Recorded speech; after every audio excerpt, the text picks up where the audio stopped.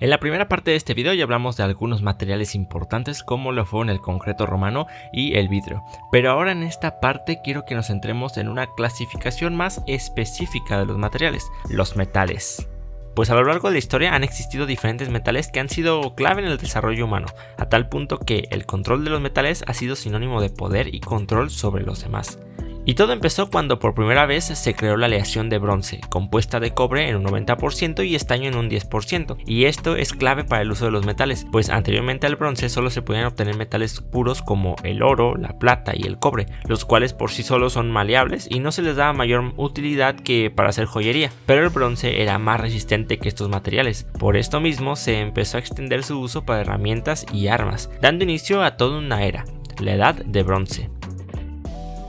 Otro material muy importante nace en la siguiente edad, la edad de hierro. Pero no quiero centrarme tanto en el hierro puro, sino en una aleación de este que hoy en día se ha convertido en uno de los materiales más usados por la humanidad. Me refiero al acero. Este material es una aleación de hierro y un poco de carbono, creando un material mucho más resistente que el hierro puro. Y su origen es muy curioso, ya que muchas civilizaciones de diferentes maneras llegaron a crear acero, incluso algunos de forma accidental. En la India, por ejemplo, en los años 300 a.C. se crea el acero Woods, el cual se formaba a partir de calentar lentamente el hierro mezclado con cristal o hematita. Posteriormente se dejaba enfriar lentamente. Todo este proceso se realizaba en un crisol calentado por carbón, lo que ocasionaba que el hierro se impregnara con una cierta cantidad de carbono. Un derivado de este acero es el famoso acero de Damasco. Con este se creaban armas que, según la leyenda, eran de gran dureza y de un filo casi eterno. Aunque hoy en día no se sabe exactamente cómo es que creaban este acero, seguramente lo que le daba esta peculiar resistencia era una combinación adecuada de carbono y acero. Otro caso muy interesante son los aceros al hueso. Este se dio porque en la antigüedad pensaban que si agregaban los huesos de animales al hierro mientras forjaban una espada, harían que se le impregnara el espíritu del animal a la espada, haciéndola más fuerte, y según los mitos sí funcionaba. Pero no porque tuviera el espíritu del animal, sino porque el hueso, al contener carbono y combinarse con el hierro, formaba una clase de acero primitivo. Pero el verdadero auge del acero aparece hasta los años 1850, gracias al proceso Bessemer, que permitía la producción en masa de un acero más resistente y flexible a un costo más accesible, volviendo el acero en un material aún más importante de lo que ya era. Con esto se empezó a utilizar muchísimo más en la construcción, viéndose en puentes, torres, infraestructura, y lo más importante, volvió posible la creación de los rascacielos. También aceleró aún más los tiempos de construcción. Por poner una comparación con los procesos constructivos anteriores, el Coliseo Romano, por ejemplo, se terminó de construir en unos 8 años, mientras que el Empire State, siendo una construcción más grande, terminó de construirse en menos de un año. Pero no se limita a ser útil solo en la construcción, tiene muchísimas otras aplicaciones como en la manufactura de vehículos, fabricación de electrodomésticos, creación de maquinaria, en la industria alimentaria y farmacéutica, y esto por mencionar áreas a grandes rasgos.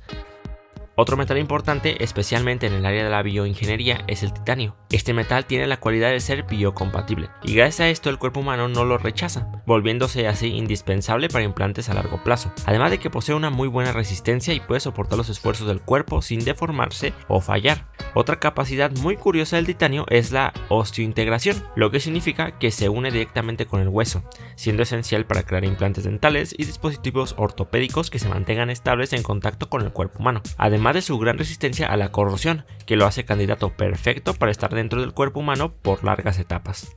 Y si tuviéramos que enlistar a los materiales más importantes para la era moderna, sin duda debemos de mencionar al silicio.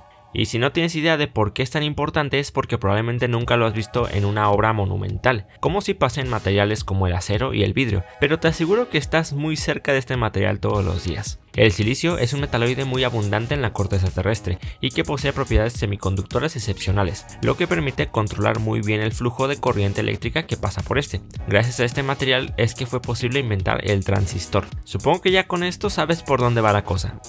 El silicio es un semiconductor con cualidades muy peculiares que permiten manipular su capacidad de conducir electricidad mediante unas cuantas modificaciones en su composición química, lo que permite crear el transistor, el cual funciona como un diminuto interruptor que puede permitir y bloquear el flujo eléctrico, pero a unas velocidades sorprendentes.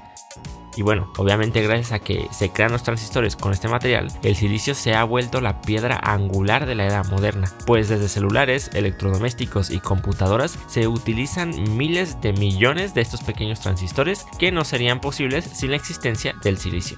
O bueno, sí serían posibles, pero seguiríamos usando los tubos de vacío. Así que tu computadora de escritorio seguramente sería del tamaño de todo tu cuarto. Así que lo especial de este material radica más que nada en la miniaturización de la tecnología que fue posible gracias a este.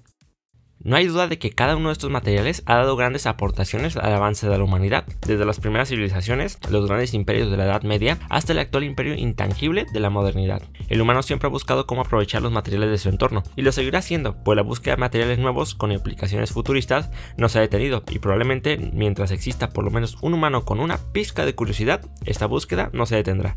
¿Y tú cuál dirías que es el material más importante de la historia? Déjamelo acá abajo en los comentarios y no olvides suscribirte para no perderte ninguno de mis videos. Te dejo con una pizca de ciencia y nos vemos hasta la próxima.